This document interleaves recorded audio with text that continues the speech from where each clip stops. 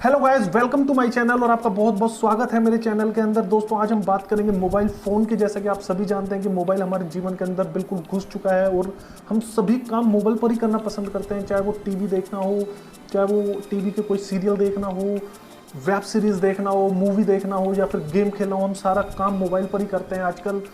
लेकिन दोस्तों आपने कभी सोचा है कि काश ऐसा होता कि मोबाइल की स्क्रीन हो जाती 14 से 15 इंच बड़ी, तो कितना मज़ा आता।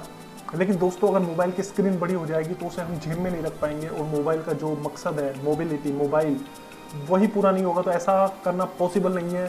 दोस्तों पहले से ही हमारे पास बहुत सी चीज़ें हैं, जैसे हम मोबाइल को टीवी पे कनेक्ट कर सकते हैं, लैपटॉप पे कनेक्ट कर सकते हैं, लेकिन इन सभी के लिए हमारे पास टीवी होना ज़रूरी है, लैपटॉप होना ज़रूरी है।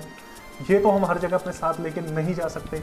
तो दोस्तों आज मैं आपको एक ऐसे गैजेट के बारे में बताने वाला हूँ जो मात्र 100 रुपये से, जी हाँ मात्र 100 रुपये से उसकी स्टार्टिंग प्राइस है और आप मजा ले सकते हैं 14 इंच बड़ी स्क्रीन का। गाइस मैं बात कर रहा हूँ मोबाइल फ़ोन एम्पलीफायर की और जैसा कि आप देख सकते हैं कि इसे इंस्टॉल करना कितना आसान है।